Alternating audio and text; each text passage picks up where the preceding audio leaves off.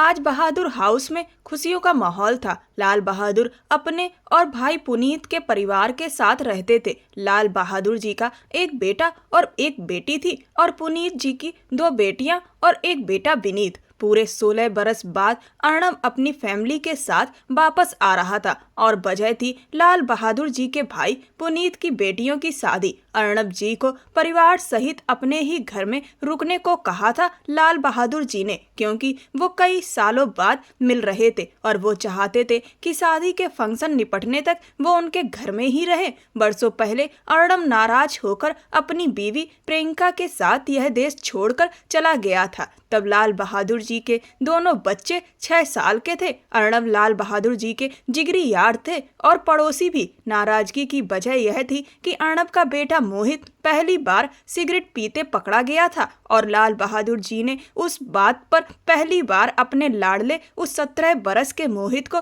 थप्पड़ मारा था। मोहित ने इसे अपनी बेइज्जती समझकर गलत कदम उठाने की कोशिश की थी। उसके बाद प्रियंका ने बहुत हंगामा किया, घर सिर पर उठा लिया था। फिर वह अपने बेटे को लेकर लंदन चली गई। हालांकि लाल बहादुर जी ने कई बार माफी मांगी और खासकर मोहित से भी, मगर प्रियंका ने मोहित के दिल में इतनी नफरत भर दी थी कि वह भूल ही नहीं सका। वही मोहित जो हर वक्त लाल बहादुर जी और उनकी नन्ही गुड़िया काव्या के इर्द गिर्द घूमता था, वो 15 साल गुजर जाने के बाद भी आज तक काव्या से मिलने नहीं आया था। आज आखिरकार वो सब लोग वापस लौट रहे थे। एयरपोर्ट से उन्हें लाने पुनीत और उसकी बीवी गए थे। कुछ ही देर में वे सब पहुंचे तो लाल बहादुर जी और किरण जी ने उनका बहुत गर्मजोशी से स्वागत किया। अर्णव तो ठीक से मिला, मगर प्रियंका और उसकी बेटी दामाद कुछ अलग थलग और बनावटी से अंदाज में मिले। मोहित नहीं आया क्या? लाल बहादुर जी ने अपने दिल के हाथों मजबूर होकर अपने लाडले का हाल पूछा। आया है, मगर वो दोस्तों के पास गया है, रात को आ जाएगा। पुनीत ने जवाब दिया। चलो आइए फ्रेश होकर खाना खाते हैं, लाल बहादुर जी ने कहा तो सब लोग डाइनिंग हॉल की तरफ बढ़ गए। इस बीच काव्या अपने दोस्त सनाया के साथ शॉपिंग मॉल में घूम रही थी। शॉपिंग खत्म करके जब वो स्कूटी निकालकर बाहर निकल रही थी तभी सामने से आती एक कार से टकरा गई। वह जमीन पर गिर पड़ी। एक पल के लिए तो आंखों के आगे अंधेरा छा गया। अपने सर को थामते हुए जब उसने सामने देखा तो कार वाला उसे ही देख रहा था, गहरी संजीदा निगाहों से। अंधे की तरह गाड़ी चलाते हैं आप? काव्या तिलमिलाकर बोली तो उस शख्स के माथे पर बल पड़ गए। अच्छा तरीका है किसी भी अमीर जादे से टकराकर उसे इम्प्रेस करने का। तुम जैसी लड़कियों को तो मैं नजरअंदाज करना ही बेहतर समझता हूँ, वो बेहद घमंडी लहजे में बोला और उसकी बात पर काव्या का पारा चढ़ गया। मुझे लगता है आपके दिमाग के सारे पेच ढीले हैं। आप जैसे इंसान को तो मैं अपने घर ड्राइवर भी ना रखूं और बात करना तो बहुत दूर की बात है। वो तिलमिलाकर बोली। वैसे शक्ल सूरत से तो तुम आम सी लग रही हो, मगर अंदाज ऐसा है जैसे किसी जमींदार की बेटी हो, वो ताने मारते हुए बोला तो काव्या झल्लाकर उसे देखने लगी। चल हट यहाँ से, वो उसके कंधे पर हाथ रखकर पीछे करता हुआ बोला। उसके इस बदतमीज बर्ताव से काव्या का खून खौल गया। वो गुस्से से उसे घूरती हुई कुछ कहने ही वाली थी कि उसकी दोस्त सनाया ने उसे पीछे किया। बस कर, छोड़ना, क्या जरूरत है उलझने की, सनाया ने झल्लाकर कहा और फिर उसे खींचते हुए वहां से बाहर ले आई। मेरे सर में कितनी जोर से लगी है, गधा कहीं का, ऐसा लगता है किसी ने चिड़ियाघर से हाथी छोड़ दिया हो। वो बड़बड़ाते हुए अपने सिर को मलती रही और फिर स्कूटी उठाकर आगे बढ़ गई। घर पहुंची तो सब लोग लंच के लिए बैठे थे। वह सबको नमस्ते करके लाल बहादुर जी के कंधे पर सिर रखकर प्यार से बोली, बाबा कुछ पैसे दे दो ना, अब किसी चीज की जरूरत नहीं है बेटा, जितनी शॉपिंग होनी थी वो हो गई। किरण जी ने कहा तो काव्या मुंह मराकर बोली, बाबा प्लीज ना, पहली बार मैं अपनी फैमिली की शादी अटेंड कर रही हूँ, इस तरह नहीं जा सकती। बस एक सूट चाहिए, सिर्फ 10,000 का है। आपको पता है उसमें मेरी ड्रेस कितनी प्यारी लगेगी ना? वो हंसते हुए बोली, जरूरत नहीं है, इतने में तो 10 सूट आ जाएंगे। किरण ने कहा, आपकी ये मिडिल क्लास सोच कब बदलेगी किरण? प्रियंका ने मुंह बनाते हुए ताना मारा तो पूरे लॉज में एक पल के लिए सन्नाटा छा गया। ऐसी कोई बात नहीं है, बस मुझे अच्छा नहीं लगता कि हम इस तरह फिजूल खर्ची करें। किरण ने शांत लहजे में कहा, कम कीमत का सूट पहनने से क्या होगा? उससे हमारी इज्जत या शान थोड़ी घट जाएगी, बल्कि अगर हम उन पैसों से किसी जरूरतमंद की मदद करें तो उससे कहीं ज्यादा सुकून मिलेगा। इस शहर में ना जाने कितने लोग हैं जिनके घरों में 2 वक्त की रोटी तक नहीं मिलती, और इंसान अगर किसी बड़े घर में आ भी जाए तो इसका मतलब ये तो नहीं कि वो अपनी जड़ों और अपनी सोच को ही भूल जाए। किरण जी ने संजीदगी से जवाब दिया। प्रियंका मुंह बनाकर वहां से उठ गई। काव्या, जरा जाकर कपड़े बदल लो, ये इतने गंदे कैसे हो गए? अचानक किरण जी ने उसके कपड़े देखते हुए पूछा। क्या बताऊं, एक गधे से पाला पड़ गया था। ऐसा पागल इंसान लग रहा था किसी पागल खाने से भागकर आया है। वो मुंह बनाकर बोली और उठकर नहाने चली गई। फ्रेश होकर उसने ढीला ढाला ट्राउजर और शर्ट पहना, बालों को खुला छोड़ दिया और चाय बनाने के इरादे से किचन में आ गई। वो गुनगुनाते हुए चाय बना रही थी कि अचानक उसे अपने पीछे किसी के आने की आहट हुई। जैसे ही वो मुड़ी, सामने वही आदमी खड़ा था, मोहित। दोनों की आंखें फैल गईं। तुम दोनों ने एक साथ कहा और उंगली उठाकर एक दूसरे की तरफ देखा। तुम मेरा पीछा करते हुए मेरे घर तक पहुंच गए? काव्या गुस्से में बोली तो मोहित ने आंखें सिकोड़ ली। अगर यही बात मैं कहूं तो? वो तंज कसते हुए बोला। ओह, तो आप यह कहना चाहते हैं कि यह घर आपका है? जनाब, आपकी गलतफहमी दूर कर दूं, ये मेरे बाबा लाल बहादुर जी का घर है। वो मुंह बनाकर बोली तो मोहित चौंक गया। काव्या, वो बड़बड़ाया। काव्या बोली, अब जरा बताओ मेरे घर में तुम क्या कर रहे हो, वरना मैं सबको बुला लूंगी। और हाँ, मुझे कम मत समझना, आपकी बॉडी है तो क्या हुआ, मैं भी बेलन चिमटा उठाना जानती हूँ। वो बेलन पकड़ते हुए बोली, मेरा नाम मोहित है, मैं तुम्हारे अंकल अर्नब का बेटा हूँ। उसने कहा तो काव्या ने गहरी सांस ली। मुझे समझ जाना चाहिए था कि आप जैसे बदतमीज इंसान वही हो सकते हैं। आखिर प्रियंका आंटी के बेटे जो हो। वो मुंह बनाकर बोली। उसकी बात मोहित के सीने में जैसे तीर बनकर लगी। बदतमीज तो आप भी कुछ कम नहीं है, और आपके बाबा तो शायद उससे भी ज्यादा, जिन्हें इतनी भी तमीज नहीं थी कि एक समझदार लड़के पर हाथ ना उठाएं। आपके बाबा ने पूरे मोहल्ले के सामने मेरे मुंह पर थप्पड़ मारा था जब मैं 17 साल का था। अपने घर के लड़कों पर तो उन्होंने कभी हाथ नहीं उठाया होगा ना? मोहित गुस्से में भरकर बोला, क्योंकि मेरे भाई आप जैसे नहीं थे और ना मैं। अगर यही थप्पड़ आपके पापा मम्मी ने बचपन में आपको मारा होता ना, तो आज इतने बिगड़े हुए ना होते आप। और मेरा भाई बहुत अच्छा है, रुपेश सिंगर है, पुनीत भाई एक्टर हैं, मगर उसके बावजूद उनका चरित्र साफ सुथरा है। वो ताना मारते हुए बोली और मोहित के गुस्से को भड़काने में जरा भी कसर नहीं छोड़ी। मोहित ने झल्लाकर उसे कंधों से पकड़ा और दीवार से लगा दिया। तुम अगर इस घर की बेटी ना होती ना, तो यकीन मानो तुम्हें सबक सिखा देता। वो गुस्से से उसकी आंखों में देखते हुए बोला और उसके कंधों पर दबाव बढ़ा दिया। छोड़ो मुझे, ये क्या बदतमीजी है? काव्या ने उसे धक्का देने की कोशिश की, मगर दोनों एक दूसरे की आंखों में आंखें डाले गुस्से और नफरत से भरे खड़े रहे। अगले ही पल वो उसे झटका देकर छोड़ते हुए गुस्से में वहां से निकल गया। कमरे में जाकर मोहित अपने बालों को मुट्ठियों में जकड़े दीवार के सहारे बार बार टहलने लगा। चेहरे पर गुस्सा, आंखों में खुन्नस और दिल में एक अनकहा एहसास पनपने लगा था। समझती क्या है ये लड़की खुद को? मैं इसे छोड़ूंगा नहीं। जिस पर दुनिया की लड़कियां मरती हैं, उसे ये अपनी जूती की नोक पर रखती है। और मैं तो बचपन से लेकर आज तक इसी के बारे में सोचता रहा, इसी के सपने देखता रहा, दीवानगी की हद तक प्यार किया इसे। लेकिन नहीं, अब बस बहुत हुआ। अब मैं इसके बारे में एक पल भी नहीं सोचूंगा। ऐसी बदतमीज लड़की मेरी जिंदगी का हिस्सा कभी नहीं बन सकती। वो दिल ही दिल में खुद से बड़बड़ा रहा था। अगली सुबह रोज की तरह वो एक्सरसाइज कर रहा था। चेहरे पर पसीने की बूंदें चमक रही थी। हाथ में एनर्जी ड्रिंक लिए सामने देखता जा रहा था। तभी लाल बहादुर जी उसके पास आए। कैसे हो बेटा? उन्होंने नरमी से पूछा। मैं आपका बेटा नहीं हूँ, मोहित ने ठंडी लेकिन तल्ख आवाज में कहा। उसकी आंखों में गुस्से की आग थी। मगर मैं तो तुम्हें हमेशा अपने बेटे की तरह ही समझता आया हूँ। क्या एक बाप को इतना हक नहीं कि वो अपने बेटे को किसी गलती पर थप्पड़ मार दे? लाल बहादुर जी की आवाज में बेबसी थी। हक? ये हक तो मैंने अपने सगे माँ बाप को नहीं दिया, तो आप कौन होते हैं मुझ पर हक जताने वाले? मोहित ने मुंह बनाकर कहा। लाल बहादुर जी चुप रहे, फिर धीमे स्वर में बोले, शायद तुम ठीक कहते हो। उस वक्त मुझे तुम पर हाथ नहीं उठाना चाहिए था, प्यार से समझाना चाहिए था,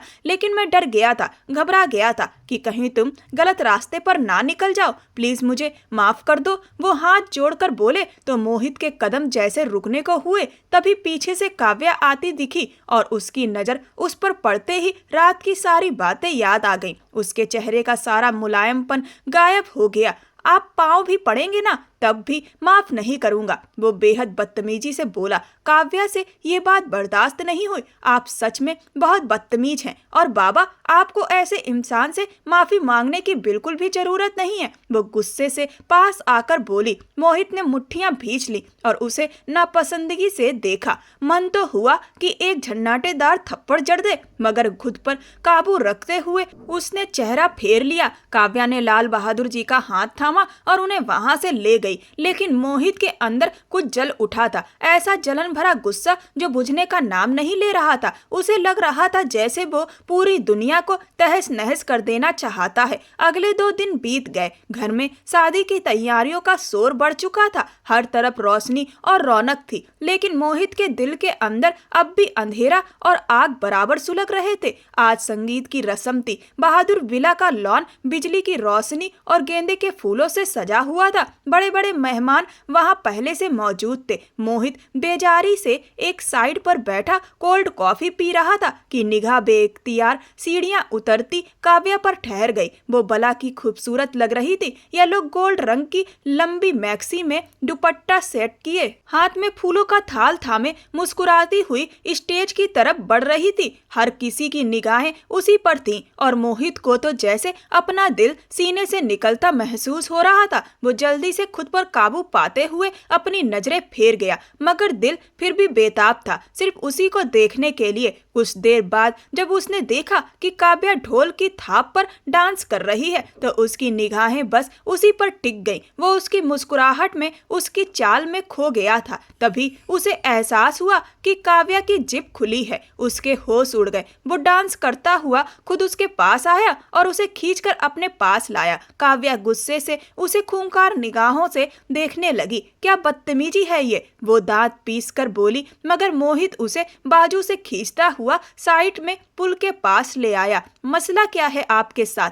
खुद को क्या समझते हैं आप? हिम्मत कैसे हुई मुझे टच करने की? वो गुस्से से चिल्लाई और थप्पड़ मारने के लिए हाथ उठाया ही था कि उसने उसका हाथ बीच में पकड़ लिया, उसे घुमाकर दूसरी तरफ किया और ठंडी आवाज में बोला, खुद को बहुत स्मार्ट समझती हो, मगर इतना होश नहीं था कि तुम्हारी जिप खुली है। पीछे से वो गुस्से से बोला और काव्या सन्न रह गई। शर्म और झेप से उसकी आंखें भर आईं। मोहित नागवारी से सिर झटकता हुआ वहां से चला गया। कुछ देर बाद काव्या खुद को संभालती हुई बाहर आई तो देखा कि वो किसी लड़की के साथ कपल डांस कर रहा था। उसका दिल कसक गया। होंठ काटते हुए वो एक साइड पर जाकर बैठ गई। फंक्शन खत्म होने के बाद वो कमरे में आई, आईने के सामने खड़ी खुद को देखने लगी। इतने भी बुरे नहीं हैं जितना बनने की कोशिश करते हैं। वो आहिस्ता से बड़बड़ाई और अपनी चूड़ियां उतारने लगी। फ्रेश होने के बाद वो बाहर आई तो किचन से खटपट की आवाज आई। अंदर जाकर देखा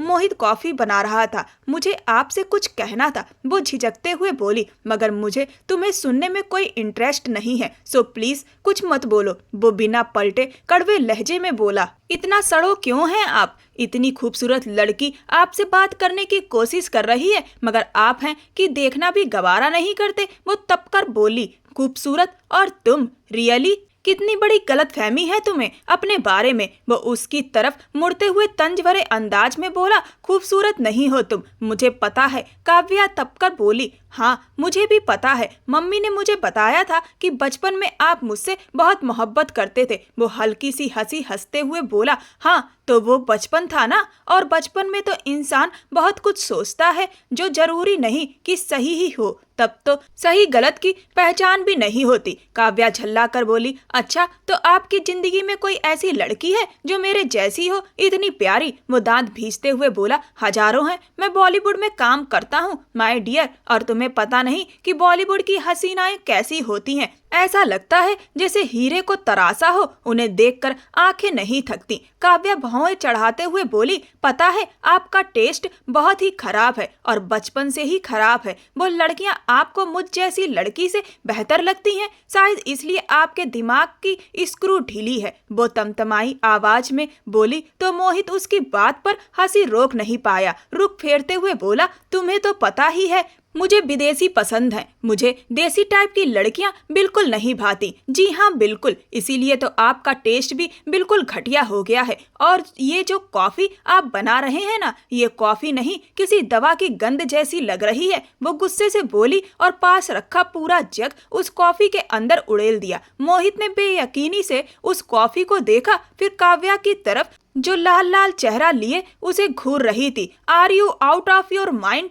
ये वही कॉफी थी जो मैं बाहर से मंगवा कर लाया था। कल सुबह नया पार्सल आना था, तुमने सब बर्बाद कर दिया। वो दांत पीसते हुए बोला। काव्या तपकर बोली, तो हमारी भारतीय कॉफी यूज कर लीजिए, यहाँ भी बहुत बढ़िया ब्रांड्स मिलते हैं। हमारे घर में जो बनती है ना, वो बहुत अच्छी कंपनी की होती है। हटिए, मैं आपको बना कर देती हूँ। ये तो इतनी बदबूदार थी, पता नहीं आप इसे पी कैसे लेते हैं। वो उसे हल्का सा धक्का देकर आगे बढ़ी और कॉफी बनाने लगी। फिर उसने 2 भर भर कर चम्मच चीनी कॉफी में डाली तो मोहित का मुंह पूरे का पूरा खुल गया। व्हाट द हेल, तुम्हें पता भी है कि नहीं, कॉफी में चीनी नहीं डालते, फिटनेस के लिए ठीक नहीं होती। बेवकूफ कहेगी, वो झल्ला कर बोला। काव्या मुंह बनाते हुए बोली, फिटनेस को कौन देखता है फालतू में? देखिए ना मैं कितनी फिट हूँ और दिन भर में पता नहीं कितनी चॉकलेट खाती हूँ, ऊपर से तीनों टाइम चाय में 2-2 चम्मच चीनी डालती हूँ। फिर भी देखिए आपसे कितनी ज्यादा स्मार्ट लग रही हूँ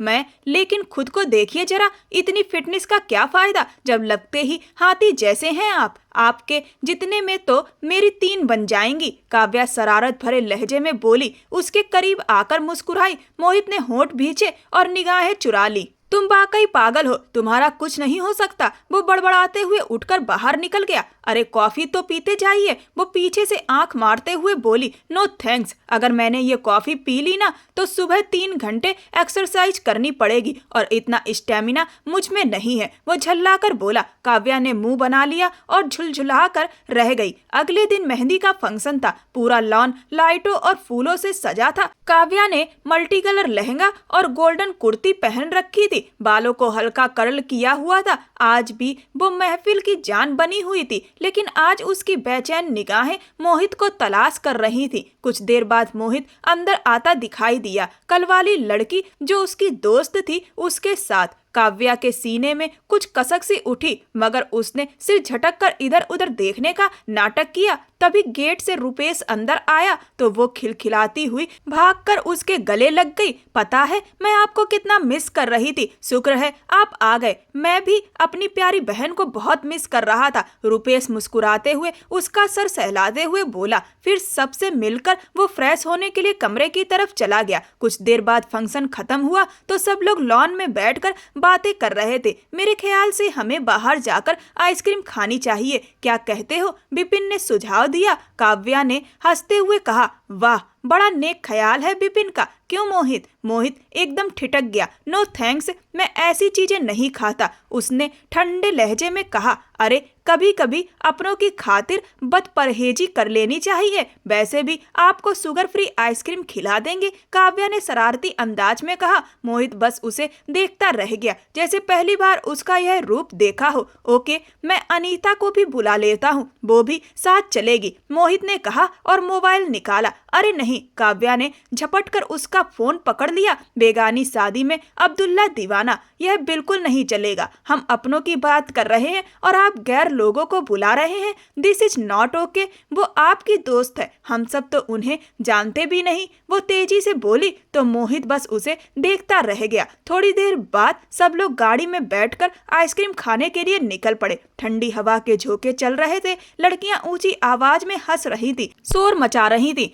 मोहित ने बेजारी से अपने कानों में हेडफोन लगाए और गानों की दुनिया में खो गया। कुछ ही देर में वो एक ढाबे पर पहुंचे। किसी आइसक्रीम पार्लर में चलते ना, यहाँ कहाँ आ गए हो? मोहित ने हैरानी से पूछा। अरे इन लोगों के पास तो कोई आता ही नहीं, अब हमारे आने से इन्हें कुछ पैसे मिल जाएंगे, टिप्स भी मिलेगी, कल का दिन मजे से गुजरेगा। काव्या ने हंसते हुए कहा, तुम्हारा दिमाग खराब है क्या? इस तरह के खाने सेहत के लिए अच्छे नहीं होते, पता नहीं हाथ भी धोते हैं या नहीं। मोहित ने झुलझुलाते हुए कहा, ओ रियली? और आपको लगता है जो बड़े बड़े रेस्टोरेंट में हैं वो लोग कभी वॉशरूम नहीं जाते और वहाँ के कुक्स हाथ हमेशा साबुन से ही धोते होंगे? आपको वो तो दिखता नहीं। आपको पता है ये अंकल बहुत नेक इंसान है। जो गरीब यहाँ खाना खाने आते हैं, अगर किसी के पास पैसे ना हो तो उन्हें फ्री में खिला देते हैं। किसी रेस्टोरेंट में जाकर फ्री में खाकर देखिए, वहाँ कौन खिलाएगा? ऐसे किसी के बारे में बुरा सोचने से पहले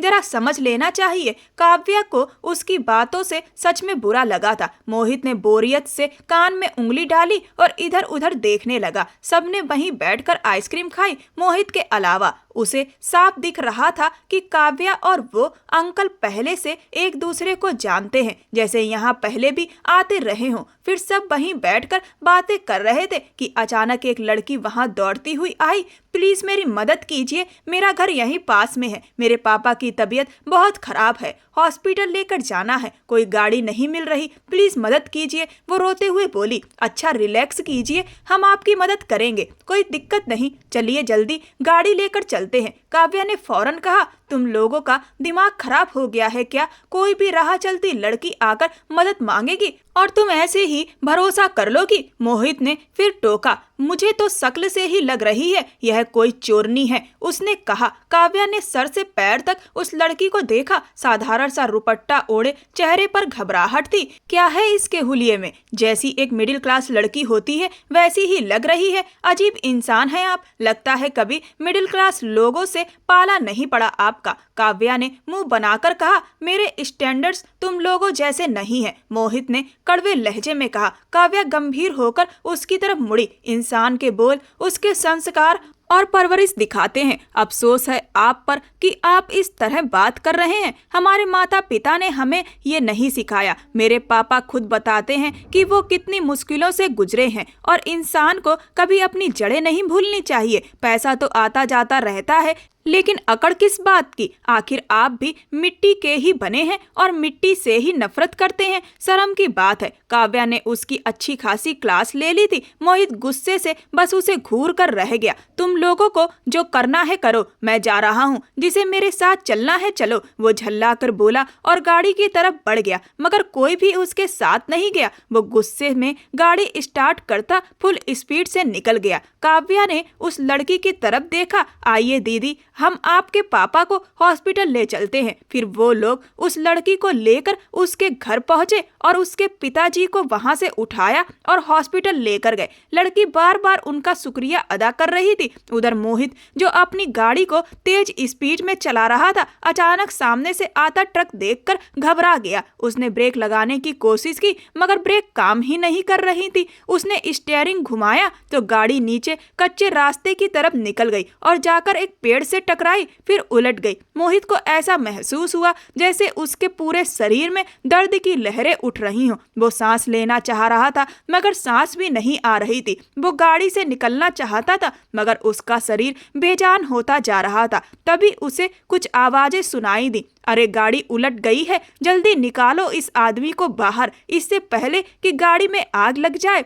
और फिर उसके होश उड़ गए। रूपेश उस संदीप नाम के शख्स को हॉस्पिटल में दाखिल करवाकर रिसेप्शन पर पैसे जमा करवा ही रहा था कि तभी एक इमरजेंसी केस आया। वो जैसे ही पलटा तो स्ट्रेचर पर बेहोश पड़े मोहित को देखकर उसके पैरों तले जमीन खिसक गई। मोहित, ये क्या हुआ? वो बेताबी से उसकी तरफ झुका और तभी काव्या भी वहां पहुंच गई। मोहित को खून में लथपथ देखकर उसने अपने कानों पर हाथ रखे और जोर जोर से रोने लगी। रुपेश के लिए उसे संभालना मुश्किल हो गया। तभी वो बेहोश होकर नीचे गिर पड़ी। वो लड़की जल्दी से आगे बढ़ी और काव्या को संभाल लिया। माहौल बेहद गंभीर हो चुका था। पल्लवी ने घर पर फोन करके जब सारी बात बताई तो सब लोग घबरा गए और तुरंत हॉस्पिटल पहुंच गए। क्यों लेकर गए थे उसे आधी रात को बाहर, और अगर गए थे तो अकेले क्यों आने दिया? मेरे बेटे को कुछ हुआ ना तो मैं तुम लोगों को छोड़ूंगी नहीं, प्रियंका गुस्से में चिल्लाई। कृपया इस वक्त ऐसी बातें मत करो, लाल बहादुर जी ने सख्त आवाज में कहा।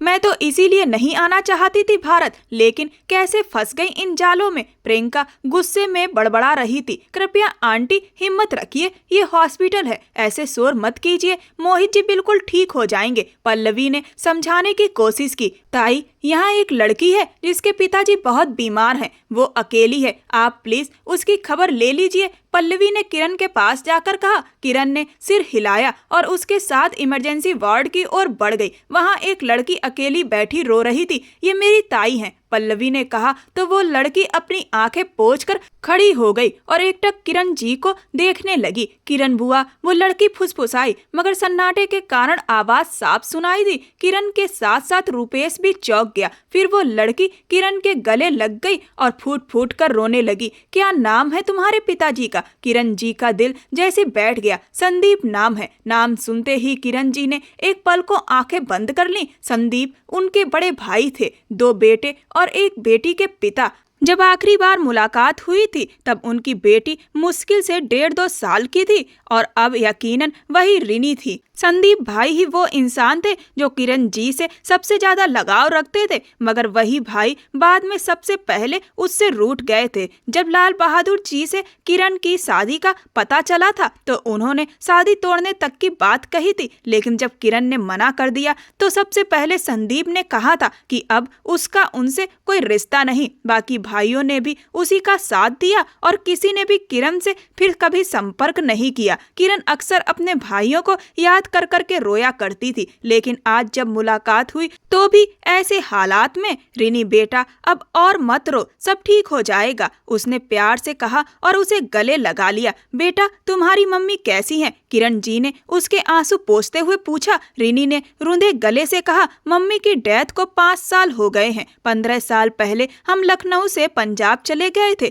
क्योंकि वहाँ पापा की नौकरी लग गई थी, फिर सब वहीं शिफ्ट हो गए। 6 साल पहले मम्मी बीमार हो गई, बहुत इलाज करवाया पर वो बच नहीं पाई। इलाज में पापा की सारी जमा पूंजी खत्म हो गई। 3 साल पहले मेरे भाइयों को मुंबई में नौकरी मिल गई तो वो वहीं रहने लगे। पहले थोड़े बहुत पैसे भेजते थे पर अब वो भी बंद कर दिए। कहते हैं कि बच्चों के खर्चे बहुत हैं। वो हिचकियों के बीच बोल रही थी। और पापा की नौकरी भी छूट गई तो वो वापस यहाँ आ गए। किरण की आंखें भी भर आईं। अब बस बेटा, नहीं रोना, सब ठीक होगा, उसने उसके सिर पर हाथ फेरते हुए कहा। कुछ देर वो वहीं बैठी उसे दिलासा देती रही। थोड़ी देर बाद लाल बहादुर जी भी वहां आ गए। उन्होंने रिनी के सिर पर हाथ रखते हुए कहा, इसका ध्यान रखना, और चुपचाप चले गए। सब लोग अपने अपने गम में डूबे थे। काव्या को होश आया तो वो रोए जा रही थी। मोहित को अब तक होश नहीं आया था, लेकिन संदीप जी की तबीयत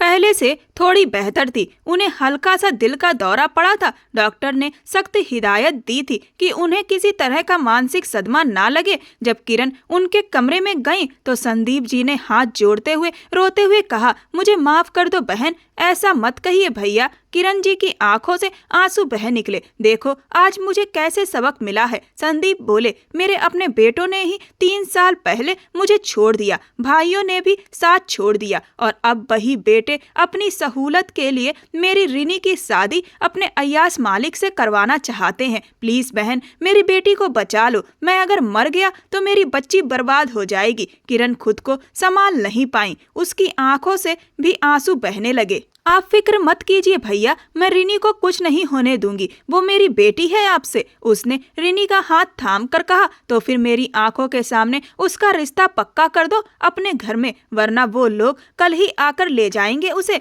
प्लीज। संदीप ने हाथ जोड़ लिए। किरण ने तुरंत रुपेश की ओर देखा और धीरे से बोली, भैया आप टेंशन मत लीजिए, मैं लाल बहादुर जी से बात करती हूँ। जब मोहित की तबीयत थोड़ी संभली और किरण ने लाल बहादुर जी से यह बात की तो उन्होंने हैरानी से उसे देखा। तुम्हारा दिमाग खराब हो गया है किरण, हमारा बिपिन अभी सिर्फ 21 साल का है और वो लड़की उससे बड़ी है। हम अपने बिपिन पर किसी तरह का बोझ नहीं डाल सकते। उसे अपनी जिंदगी जीने का पूरा हक है और अपना हमसफर चुनने का भी। तुम क्या चाहती हो कि कल को ये रिश्ता टूट जाए? भावनाओं से रिश्ते नहीं निभाए जाते किरण। रही बात उसकी हिफाजत की तो वो हम करेंगे। लाल बहादुर जी ने ठंडी लेकिन दृढ़ आवाज में कहा। बिपिन लाल बहादुर जी के छोटे भाई का बेटा था जो कि किरण जी के इस फैसले से पहले से ही परेशान था। अब कुछ राहत महसूस करने लगा।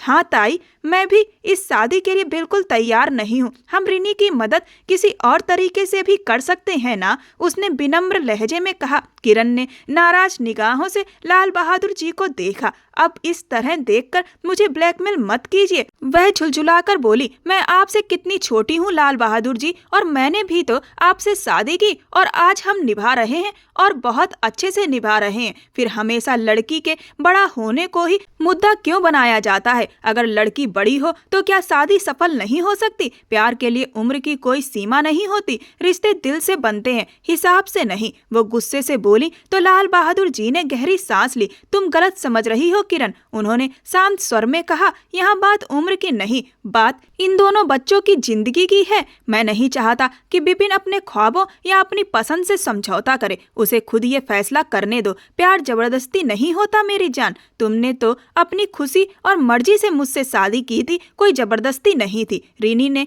कांपते हाथों से अपने आंसू पोंछे और बोली, अंकल आप चाहें तो इस शादी को बस दिखावे के लिए ही सही आज होने दीजिए। मेरे पापा बहुत डर गए हैं, उन्हें लग रहा है कि वो मुझे खो देंगे। प्लीज, मैं यकीन दिलाती हूँ बिपिन की जिंदगी में कभी दखल नहीं दूंगी। जब कहेंगे मैं उसकी जिंदगी से चली जाऊंगी, बस पापा को चैन मिल जाएगा। वो नम्रता से हाथ जोड़कर बोली। लाल बहादुर जी ने चुपचाप बिपिन की तरफ देखा। बिपिन ने धीमी आवाज में कहा, ठीक है ताऊ जी, मैं तैयार हूँ। दरअसल बिपिन के माँ बाप ने यह फैसला बिपिन के ऊपर ही छोड़ दिया था, क्योंकि वह लाल बहादुर जी को और किरण जी को बहुत रिस्पेक्ट देते थे। इसीलिए उन्होंने किसी भी तरह का कोई भी विरोध करना जरूरी नहीं समझा। फिर सब कुछ बहुत जल्दी हुआ। दूसरे दिन सादगी से विवाह हुआ। अगली सुबह जैसे ही खबर रिनी के भाइयों तक पहुंची, वो हॉस्पिटल पहुंचकर बवाल मचाने लगे। अगर अभी और इसी वक्त यहाँ से नहीं गए तो मैं पुलिस बुलवाऊंगी।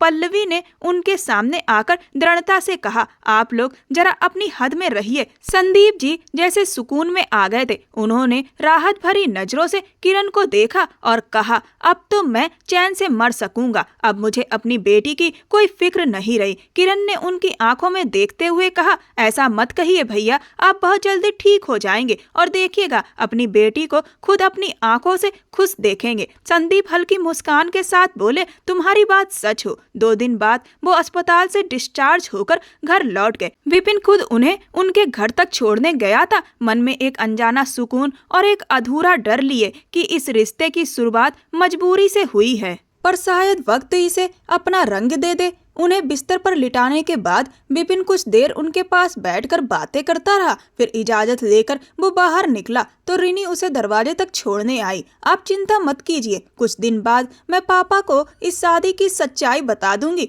और अगर आप किसी को पसंद करते हैं तो मुझे कोई ऐतराज नहीं है। वो निगाहें झुकाए बोली, नमस्ते। बिपिन ने बस एक नजर उसके झुके सिर पर डाली और फिर चुपचाप बाहर निकल गया। मोहित को जब होश आया तो उसने इधर उधर देखा। कुछ पल वो सोच में डूबा रहा। फिर दिमाग में वो सारा मंजर घूम गया। किस तरह वो बेबस था और अगर वहाँ कोई ना आता तो शायद वो आज जिंदा भी नहीं होता। इस ख्याल से ही वो भीतर तक सिहर उठा। अस्पताल से छुट्टी के बाद भी वो गुमसुम सा अपने कमरे में पड़ा रहता। शादी के बाकी फंक्शन रोक दिए गए थे जब तक वो पूरी तरह ठीक ना हो जाए। लाल बहादुर जी ने सबको साफ कह दिया था कि घर में कोई कार्यक्रम नहीं होगा। कैसे हैं आप? काव्या उसके पास आकर बोली। वो निगाहें उठाकर उसे देखने लगा। वैसे मुझे पता चला कि तुम बहुत रोई थी और मुझे खून में लथपथ देखकर बेहोश हो गई थी। मोहित ने मुस्कुराते हुए कहा, और क्या, कितना डर गई थी आपको उस हालत में देखकर। मेरी तो जान ही निकल गई थी। वो धप्प से उसके पास बैठ गई। क्यों, तुम्हारी क्यों जान निकल गई थी? मोहब्बत करती हो मुझसे? मोहित ने उसकी आंखों में देखते हुए पूछा। उसके चेहरे पर हल्की लाली छा गई। आपको पता है, इंसानियत रखनी चाहिए। आपकी जगह कोई और भी होता तो मैं ऐसा ही रिएक्ट करती। मैं अपनों को दुख में नहीं देख सकती, या शायद मैं किसी को भी दुख में नहीं देख सकती। वो कंधे उचकाकर नजरें बचाते हुए बोली, यह बात मेरी आंखों में देखकर कहो कि तुम मुझसे मोहब्बत नहीं करती। मोहित संजीदगी से बोला, अच्छे लगते हैं आप मुझे, मगर वो गहरी वाली मोहब्बत नेवर। अभी मेरी उम्र ही क्या है, बस 20 साल की हुई हूँ। वो जल्दी से बोली, और मैं 26 का हो गया हूँ। मोहित मुस्कुराया। मुझे लगता है अब मेरी शादी की उम्र निकल रही है। इससे पहले कि लोग मुझे बूढ़ा बोलने लगे या मेरे लिए कोई बुढ़िया ढूंढी जाए, मैं खुद ही शादी कर लूँ। मम्मी कह रही थी कि वो अनीता है ना, वो मेरे साथ बहुत अच्छी लगेगी। हम दोनों काफी अरसे से दोस्त भी हैं। तुम्हारा क्या ख्याल है, हमारी जोड़ी अच्छी लगेगी? काव्या का चेहरा उतर गया। वो उबली हुई ऐश्वर्या राय आपके साथ बिल्कुल अच्छी नहीं लगेगी, वो तुनक के बोली। मोहित मुस्कुराहट दबाते हुए बोला, मुझे तो लगता है हम दोनों बहुत अच्छे लगेंगे। हमारी अंडरस्टैंडिंग भी बढ़िया है, वो भी बहुत अच्छा डांस करती है, मैं भी। एज ए कपल लोग हमें खूब पसंद करेंगे। जब आपने डिसाइड कर ही लिया है तो फिर मुझसे क्यों पूछ रहे हैं? काव्या झल्लाकर बोली और उठकर वहां से चली गई। उसके जाते ही मोहित के होठों पर एक गहरी मुस्कुराहट फैल गई। तुम मेरी स्वीट हार्ट हो, मेरे दिल में तुम बस चुकी हो। अब बस वक्त की बात है, बहुत जल्द तुम खुद मानोगी कि मैं तुम्हारे दिल में भी घर कर चुका हूँ। वो मन ही मन मुस्कुराते हुए बोला, क्या बात है, अकेले अकेले मुस्कुराया जा रहा है। लाल बहादुर जी की आवाज सुनते ही मोहित की मुस्कुराहट जैसे गायब हो गई। वो उठकर जाने लगा तो लाल बहादुर जी ने उसका हाथ पकड़ लिया। अरे यार, बैठ जाओ, अब कब तक नाराजगी रखोगे? अब तो मेरे दामाद बनने वाले हो, बस कर दो। मोहित ने हैरानी से उनकी तरफ देखा। आपको ये गलतफहमी क्यों हो गई कि मैं आपकी बेटी से शादी करूंगा? लाल बहादुर जी हंस पड़े। अरे ये खुशफहमी तो हमने खुद ही दी है। अभी मेरी बेटी को छेड़ने के लिए क्या कर रहे थे तुम? वैसे अगर तुम्हें मेरा दामाद नहीं बनना है तो कोई बात नहीं, उसके लिए तो कई रिश्ते आए हुए हैं। मेरे बिजनेस पार्टनर अमर है ना, वो अपने बेटे विकास के लिए उसका हाथ मांग रहे थे। अगर तुम कहो तो मैं वहीं हाँ बोल देता हूँ। मोहित मुंह बनाकर बोला, मर्जी आपकी, आपकी बेटी है, जहाँ चाहे शादी कर दें, मुझे उसमें कोई दिलचस्पी नहीं है। लाल बहादुर जी का चेहरा अब थोड़ा गंभीर हो गया। देख लो मोहित, और अच्छे से सोच भी लो, ऐसा ना हो कि मैं वहाँ हाँ बोल दूं और फिर पल्लवी व सरिता की शादी के साथ साथ उसकी भी कर दूं। मोहित ने अकड़ते हुए कहा, मैंने कहा ना, मुझे कोई फर्क नहीं पड़ता, आपकी बेटी, आपकी मर्जी। लाल बहादुर जी ने गहरी सांस ली। पता है मोहित, तुम्हारा झुकना तुम्हें इज्जत देता है और तुम्हारी अकड़ तुम्हें बर्बाद कर देती है। ठीक है, अगर तुम मुझसे नाराज रहना चाहते हो तो रहो, लेकिन याद रखना, इसी अकड़ में तुम उस काव्या को खो दोगे। मैं उसे किसी और को सौंप दूंगा और मुझे पूरा यकीन है कि वो आदमी उसे बहुत मोहब्बत से रखेगा, लेकिन बाद में मुझसे कोई शिकवा मत करना। मोहित एक पल को सन्न रह गया, मगर अगले ही पल उसने सिर झटकते हुए कहा, जो ठीक समझिए, और वहां से निकल गया। 2 दिन गुजर चुके थे। घर में फिर से शादी की रौनक लौट आई थी। सरिता और पल्लवी की बारात कल थी। पूरे घर को रोशनी और फूलों से सजा दिया गया था। सबने फिर से मेहंदी का फंक्शन रखा था। अरे कहाँ है हमारी राजकुमारी, उसे बोलिए मेहंदी लगवा ले, उसकी भी तो कल सगाई है। लाल बहादुर जी की आवाज हॉल में गूंजी। तभी मोहित अंदर आया। किरण परेशान होकर बोली, रो रो कर उसने हाल बुरा किया हुआ है। मैं कब से समझा रही हूँ, कोई बात नहीं बेटा, अभी बस सगाई है, शादी नहीं। जब तुम अपनी MSc पूरी कर लोगी तो फिर शादी होगी, मगर वो तो अड़ी हुई है। मुझे सगाई नहीं करनी, मैं तो थक गई हूँ। समझाते समझाते आप जाकर खुद समझाइए। फिर उन्हें कुछ याद आया, अरे हाँ, भाई साहब की बेटी रिनी को भी बुला लीजिए, मैंने उसे शादी में न्योता भेजा है। बेचारी कहीं आती जाती नहीं, मैंने सोचा शादी में आएगी तो उसका मन बहल जाएगा। वैसे भाई साहब कह रहे थे कि तबीयत ठीक नहीं है, तो शायद वो कल होटल में ही आएंगे। किरण अपने ही ख्यालों में बोलती जा रही थी और लाल बहादुर जी चुपचाप उन्हें सुन रहे थे। उधर मोहित गुमसुम सा एक कोने में खड़ा था। आप सच में उसकी शादी कर रहे हैं? उसने होठ भींचते हुए पास आकर पूछा। हाँ बिल्कुल, इसमें कोई दिक्कत है क्या? लाल बहादुर जी ने मुंह बनाकर कहा। मोहित का दिल जैसे किसी ने मुट्ठी में कस लिया हो। वो गुस्से से अपने कमरे में आया और हर चीज को तहस नहस कर दिया। कैसे कर सकती है वो किसी और से शादी? कैसे हिम्मत हुई उसकी किसी और के बारे में सोचने की? वो बालों को मुट्ठी में जकड़कर चीख पड़ा, फिर थककर सोफे पर बैठ गया। दिमाग सुन्न था, समझ नहीं आ रहा था क्या करे। दिल किसी अनदेखी आग में जल रहा था। उधर रिनी ने हल्की सी ग्रीन रंग की लॉन्ग ड्रेस पहनी थी। बाल धोकर उसने टॉवल से सुखाए और फिर खुले छोड़ दिए। वो अपने हाथों पर लोशन लगा रही थी, तभी दरवाजा खुला। काव्या, ये देखो मैं तुम्हारे लिए क्या लाया हूँ। विपिन अपने ध्यान में बोलते हुए अंदर आया, मगर जैसे ही सामने का नजारा देखा एकदम थम गया। रिनी घबरा गई। वो जल्दी जल्दी अपना दुपट्टा ढूंढने लगी। विपिन की निगाहें उससे हट ही नहीं रही थी। उसने जल्दबाजी में बेड से दुपट्टा उठाया और उंगलियों से पल्लू ठीक करने लगी। माफ करना, मुझे पता नहीं था कि आप यहाँ हैं। मैं तो काव्या के लिए रसमलाई लाया था। वो मिट्टी की कटोरी टेबल पर रखते हुए बोला। जी, काव्या तो मेहंदी लगवाने के लिए हॉल में गई है, रिनी धीमे से बोली। विपिन का दिल एक पल के लिए जैसे ठहर गया। झुकी हुई निगाहों में जो संकोच था वो उसे बहुत भा गया। उसके आसपास की लड़कियां तो दिखावे से भरी थी, पर ये कुछ अलग थी, सीधी सादी और मासूम। वो लाल बहादुर जी का भतीजा था और उसके पिता ने अपनी जिंदगी के साथी में सच्चाई और शर्म को तरजीह दी थी। वैसे ही उसके दिल ने भी उसी सादगी को पसंद किया था। विपिन ने एक नजर उसे देखा, फिर बिना कुछ बोले बाहर चला गया। उसके जाते ही रिनी ने जैसे सांस ली, माथे का पसीना पोंछा और गहरी गहरी सांसें भरने लगी। वो जानती थी कि वो उससे 2.5 साल बड़ी थी, पर उसका व्यक्तित्व, उसका आत्मविश्वास वो हर बार दिल को हिला देता था। नहीं, तुम उसके बारे में ऐसे नहीं सोच सकती। तुमने कहा है कि उसकी जिंदगी में कोई दखल नहीं दोगी, तुम उसके लायक नहीं हो। उसने आईने में खुद को देखते हुए खुद से कहा। फिर उसने अपनी आंखों की नमी पोंछी, बालों को क्लेचर में बांधा और बाहर की ओर बढ़ गई। लाइए किरण बुआ, मैं सबको खाना परोस देती हूँ। वो किरण के हाथ से ट्रे लेते हुए बोली। अरे नहीं नहीं मेरा बच्चा, तुम जाओ जाकर मेहंदी लगवाओ। किरण ने कहा, तुम दोनों ही यह काम छोड़ो और जाकर मेहंदी लगवाओ। तुम्हें पता है ना, तुम्हारे पति को तुम्हारे खाली हाथ बिल्कुल अच्छे नहीं लगते। लाल बहादुर जी ने मुस्कुराते हुए ट्रे को थामते हुए किरण जी से कहा तो वो झेप गई। अरे लाल जी, बहू के सामने इस तरह बात करते हैं क्या? रिनी के जाते ही किरण जी ने उनके कंधे पर हल्का सा मुक्का मारते हुए कहा। अरे अब अगर बहू दामाद वाले हो गए तो क्या रोमांस खत्म कर देंगे? लाल बहादुर जी ने हंसते हुए कहा। अरे ऐसा सोचो ही मत, अब तो बच्चों की शादी से फुर्सत मिलने वाली है। मैं तो तुम्हें वर्ल्ड टूर पर ले जाऊंगा,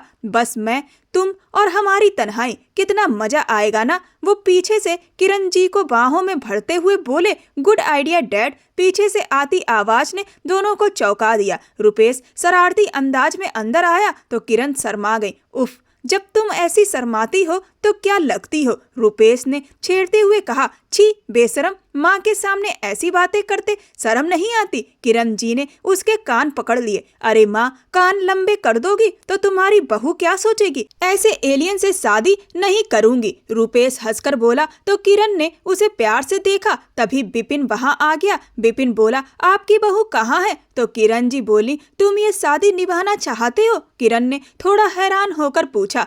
यस ताई, आई एम इन लव। पहली नजर में ही प्यार हो गया। पहले कभी उन्हें उस निगाह से नहीं देखा था, आज देखा तो नजरें हटाना भूल गया। विपिन मुस्कुराते हुए बोला। रुपेश उसे छेड़ने लगा।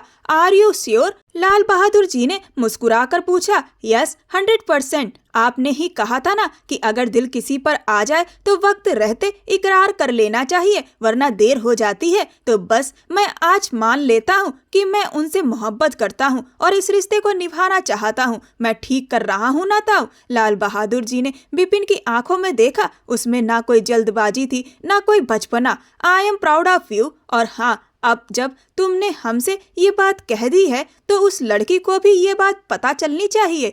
क्या कहते हो मेरी जान? उन्होंने किरण जी की तरफ देखकर कहा, जो नम आंखों से मुस्कुरा रही थी। बिल्कुल सही कहा आपने। और हाँ बेटा, मेरी तरह मत बनना। मैंने तुम्हारे ताऊ जी को नाराज करके बहुत वक्त तक परेशानियां झेली थी। बस तुम जाकर अपनी भावनाएं साफ साफ बता दो, मैं उसे किसी बहाने से तुम्हारे कमरे में भेज देती हूँ। किरण जी ने पल्लू से अपनी आंखें पोंछते हुए कहा। थैंक यू माय लवली ताई। विपिन कमरे की तरफ बढ़ गया। दीवार के पास खड़ा मोहित सब सुन चुका था। उसके चेहरे पर हल्की सी कसक थी। वह धीरे से वहां से चला गया और लिविंग एरिया की ओर बढ़ा जहां काव्या मेहंदी लगवा रही थी। मुझे तुमसे बात करनी है, उठो, वो पास जाकर बोला। काव्या ने हैरानी से उसे देखा। अब आपको इस वक्त मुझसे क्या बात करनी है? कल कर लीजिएगा, मैं मेहंदी लगवा रही हूँ। तुम्हें सुनाई नहीं दे रहा? जब मैं कह रहा हूँ कि बात करनी है तो करनी है। वो गुस्से से बोला। आप कैसे बात कर रहे हैं मुझसे? अगर ऐसे ही बात की ना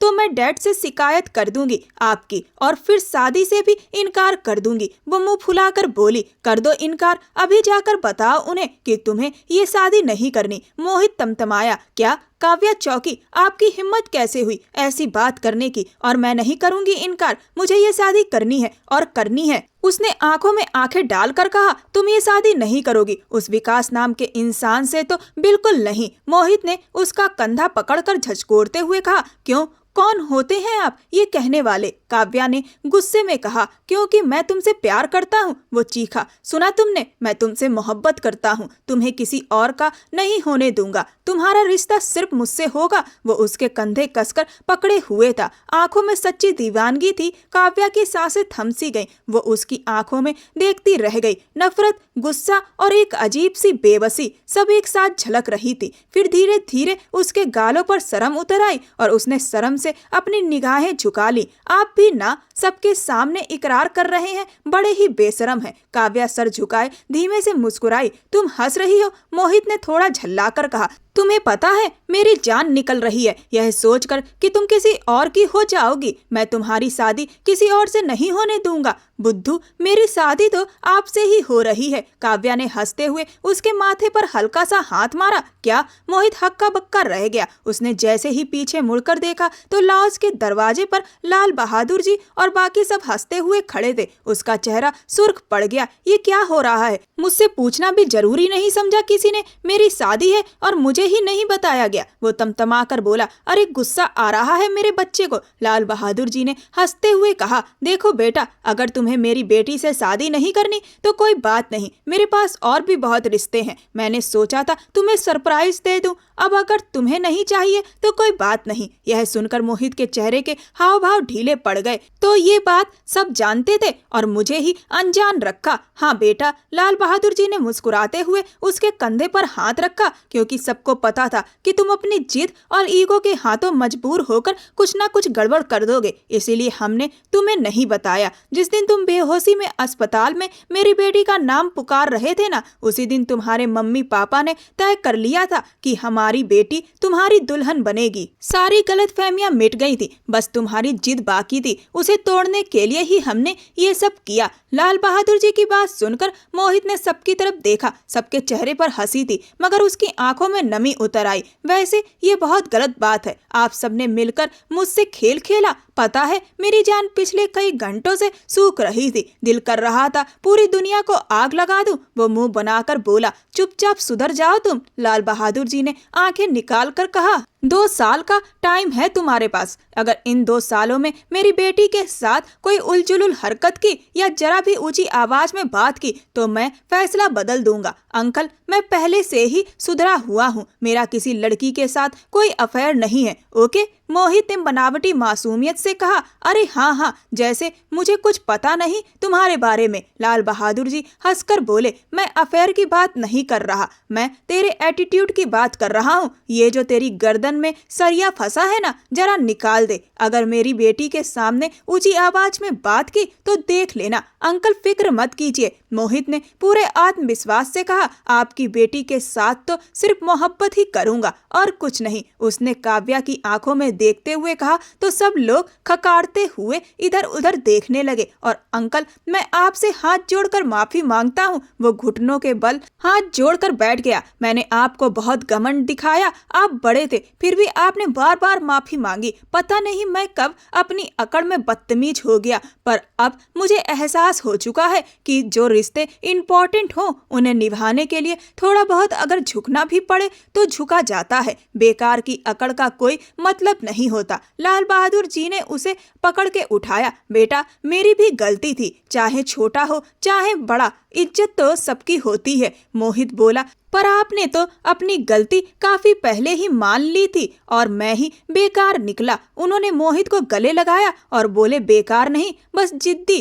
पर अच्छी बात है कि तुमने अपनी कमी स्वीकारी, अपने इस जिद्दी नेचर को सुधारा। अब छोड़ो ये पुरानी बातें। सब खिलखिलाकर हंस पड़े। रिनी बेटा, ये चाय बिपिन को दे दो, किरण ने मुस्कुराकर कहा। बुआ जी, मैं कैसे? रिनी ने लब काटते हुए हिचकिचाकर कहा। क्यों नहीं जा सकती? तुम्हारे पति का कमरा है, बेधड़क जाओ और अगर कमरे में कोई कमी कोताही दिखे तो मुझे बताना, मैं ठीक करवाऊंगी। किरण ने जबरदस्ती उसके हाथ में ट्रे थमाई और आंखों से मुस्कुराई। रिनी सकुचाते हुए चाय लेकर कमरे की तरफ बढ़ गई और सबके चेहरों पर हल्की सी मुस्कान फैल गई। उसके कमरे के सामने पहुंचकर रिनी ने 2-3 गहरी सांसें ली और दरवाजे पर हल्के से दस्तक दी, मगर अंदर से कोई जवाब नहीं आया। उसने दोबारा दस्तक दी, फिर भी कोई प्रतिक्रिया नहीं मिली। जब कोई जवाब नहीं आया तो उसने धीरे से दरवाजा धकेला और अंदर आ गई। कमरा खाली था। उसने चाय रखी और जल्दी से पलटने ही वाली थी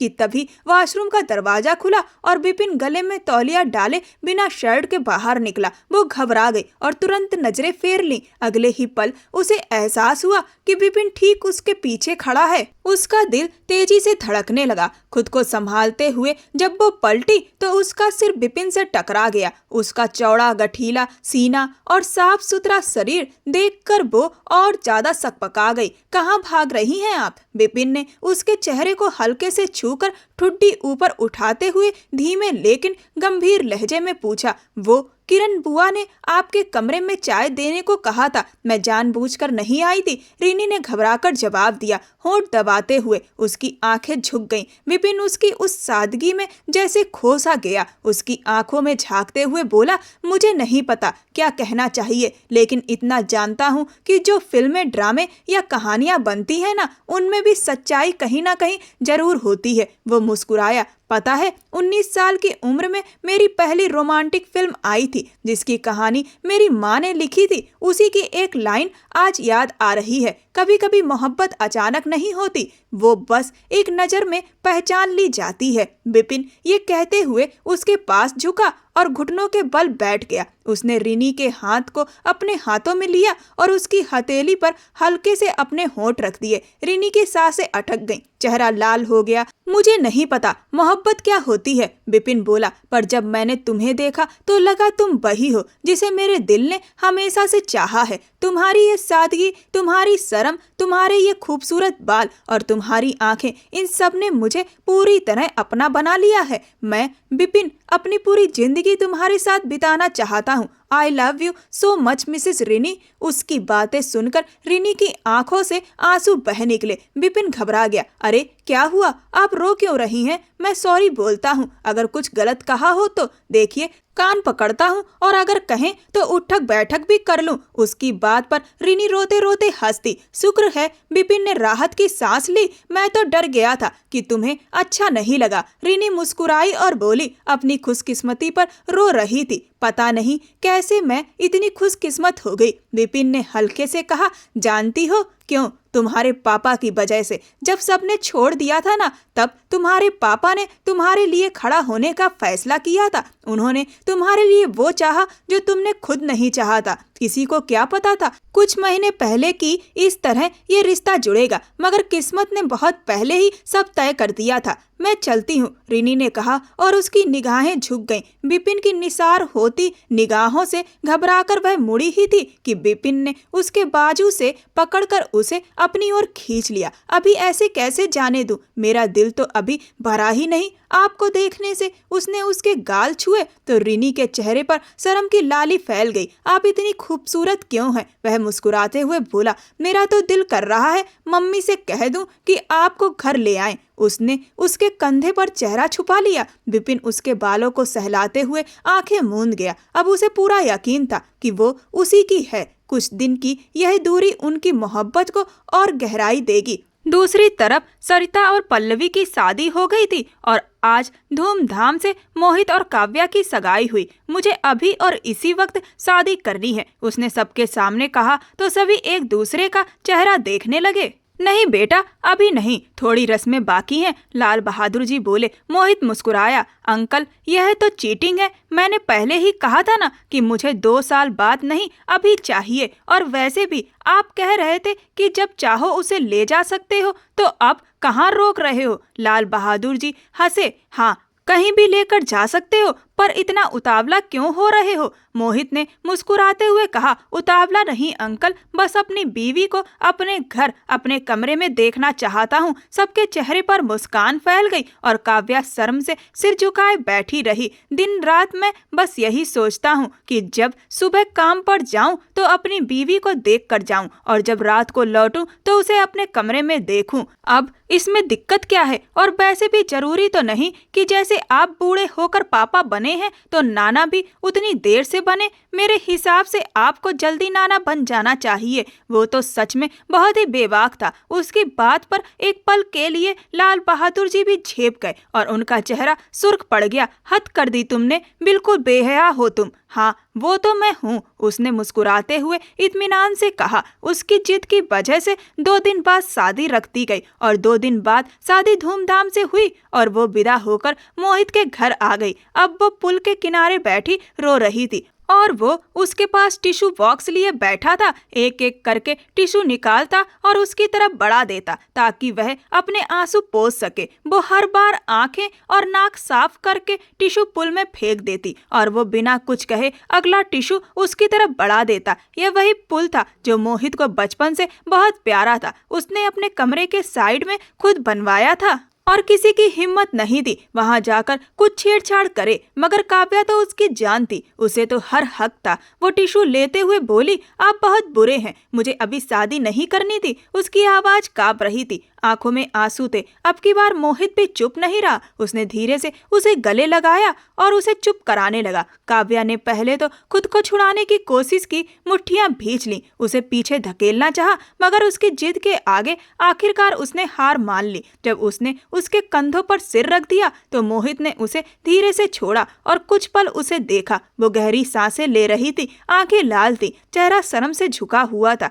यह पल मैं कभी मिस नहीं कर सकता, उसने मुस्कुराते हुए कहा। लेकिन मुझे पता था तुम यह सब अभी नहीं चाहती थी, इसीलिए मैं कोई जबरदस्ती नहीं करूंगा। काव्या ने आंखें उठाकर उसे देखा, होंठ भींचकर हल्का सा मुस्कुरा दी। वो दोनों कुछ पल खामोश बैठे रहे, बस पुल के पानी की हल्की लहरें उस पल की गवाही दे रही थी। मेरे लिए तुम मायने रखती हो, तुम्हारे जज्बात, तुम्हारी खुशी, तुम्हारी भावनाओं की इज्जत करते हुए ही मैंने यह शादी की है। क्या तुम मेरे बिना रह सकती हो? देखना, जब तुम मेरी मोहब्बत की शिद्दत को महसूस करोगी ना, तो तुम्हें खुद ही यह सब अच्छा लगने लगेगा। तो काव्या की पलकें झुक गईं, चेहरा लाल पड़ गया। मोहित जमीन पर बैठ गया और उसके दोनों हाथ अपने हाथों में लेकर पकड़ लिया। आई love you so much my love.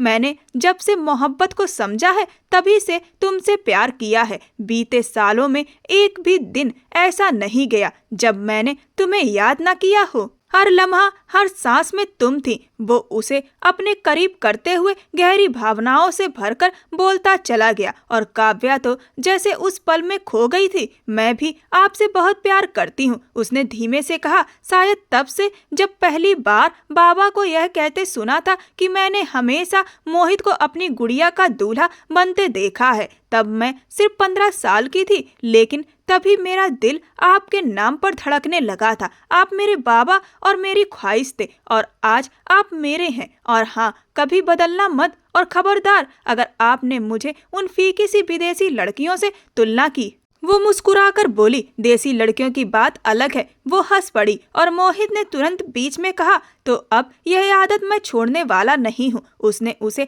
पास खींचा और काव्या हंसते हुए उसके गले लग गई। थोड़ी देर बाद जब सब शांत हो गया तो किरण जी ने देखा कि लाल बहादुर जी खिड़की के पास खड़े बाहर अंधेरे में कहीं खोए हुए हैं। वो धीरे से उनके पास आई और पूछा, क्या बात है, क्या सोच रहे हैं आप? कुछ परेशान लग रहे हैं। लाल बहादुर जी ने गहरी सांस ली। डर लग रहा है, मोहित बहुत जिद्दी है, हर बात अपनी मनवा लेता है। मुझे बस इतना डर है कि कहीं मेरी बेटी को उसकी वजह से कोई तकलीफ ना उठानी पड़े। किरण जी ने मुस्कुराकर उनका हाथ थामा। आपकी बेटी सब संभाल लेगी और मुझे अपने दामाद पर पूरा भरोसा है, वो बिल्कुल आपकी तरह बनेगा। लाल बहादुर जी ने उनकी ओर देखा। तुम्हें सच में डर नहीं लग रहा? वो मुस्कुराई। बिल्कुल नहीं मेरी जान, वो तो बस गुस्से में कभी कभी थोड़ा तुनक मिजाज हो जाता है, लेकिन आज तक उसने अपनी गुड़िया का बहुत ख्याल रखा है। अब तो वो उसे सच्चे दिल से चाहता भी है और मुझे पूरा यकीन है कि वो कभी उसे दुख नहीं देगा। वो उन्हें देखकर बोली, वो तुमसे भी ज्यादा मोहब्बत करने वाला है। वैसे ज्यादा जलना मत, क्योंकि तुम्हारी बेटी भी उससे उतना ही प्यार करेगी। अब तैयार रहिए, आपकी मोहब्बत में हिस्सेदारी करने वाला आ गया है। किरण जी ने मजाकिया लहजे में ये बात कही ताकि लाल बहादुर जी का ध्यान थोड़ा बढ़ जाए, मगर अब तो उनकी सारी टेंशन जैसे उड़नछू हो चुकी थी। किरण जी हमेशा की तरह थी, हर बार की तरह वही जो अपने पति को हर चिंता से बाहर निकाल देती थी। लाल बहादुर जी मुस्कुराए। वैसे श्रीमती जी, मैं तो सोच रहा हूँ कि अगले महीने बिपिन की पत्नी को भी यहीं बुला ले, बेचारा उसके पीछे पीछे फिरता रहता है। उन्होंने किरण जी को बाहों में लेते हुए हंसकर कहा। किरण जी ने मुस्कुराते हुए जवाब दिया, जी मेरा भी यही इरादा है, क्योंकि भैया भी यही चाह रहे थे। और वैसे भी मैं बिपिन की ख्वाहिश को अच्छे से समझती हूँ। लोग क्या कहेंगे कि इतनी छोटी उम्र में शादी कर दी, अभी करियर शुरू ही हुआ था। पर मेरे हिसाब से हमारा बिपिन इतना कमा लेता है कि वो अपनी फैमिली को संभाल सके। और मोहित की जो दोस्त थी अनीता, रुपेश बता रहा था उसे वो पसंद है। लाल बहादुर जी बोले, लो मेरे बेटे को भी मोहब्बत हो गई, फिर अनीता से बात करके उसकी भी जल्दी शादी करा देते हैं और फिर हम दोनों निकलेंगे अपने वर्ल्ड टूर पर। लाल बहादुर जी ने हंसते हुए कहा, आपके साथ तो दुनिया घूमना भी कम पड़ जाएगा। 1 साल बाद आज बहादुर हाउस में डबल खुशी का मौका था। स्टेज पर एक तरफ मोहित और काव्या अपने नन्हे बेटे को गोद में लिए बैठे थे, तो दूसरी ओर बिपिन और रिनी अपनी प्यारी सी बेटी को लिए हुए थे। दोनों के बच्चे पूरे 10 दिन के हो चुके थे और आज उनका नामकरण बड़े धूमधाम से हो रहा था। चारों तरफ रौनक थी, बड़ी बड़ी हस्तियां, रिश्तेदार और दोस्त सब मौजूद थे। दोनों जोड़े पिछले 1 साल से हर किसी की नजरों में परफेक्ट कपल बन चुके थे और रुपेश की भी अनीता के साथ शादी हो चुकी थी। वो दोनों भी खुश थे। किरण जी अपनी बेटी और बहू को देखती हुई भावुक हो गईं। कितने प्यारे लग रहे हैं हमारे बच्चे। लाल बहादुर जी ने मुस्कुराकर उनकी बात सुनी। दोस्तों, अगर आपको जीवन में एक बेहतर परिवार मिला है और आपकी किस्मत ने आपके जीवन में मोहब्बत भी लिखी है और आपको अपना मनपसंद जीवन साथी मिल गया है, तो आप बहुत ही खुशकिस्मत हैं, क्योंकि एक अच्छा परिवार और मनपसंद जीवन साथी मिलना जीवन की एक बहुत बड़ी उपलब्धि है। जीवन का चाहे कैसा भी दौर हो, जीवन में चाहे कोई भी उतार चढ़ाव है, इंसान अपने आप को बहुत ज्यादा कमजोर नहीं समझता और घर का माहौल जब खुशगवार होता है तो इंसान का मन भी खुशियों से भरा हुआ महसूस करता है। आपको ये कहानी कैसी लगी मुझे कमेंट सेक्शन में जरूर बताएं। ये कहानी पूर्णतः काल्पनिक है। यह कहानी का उद्देश्य केवल मनोरंजन प्रदान करना है। ऐसी और भी कहानियों को सुनने के लिए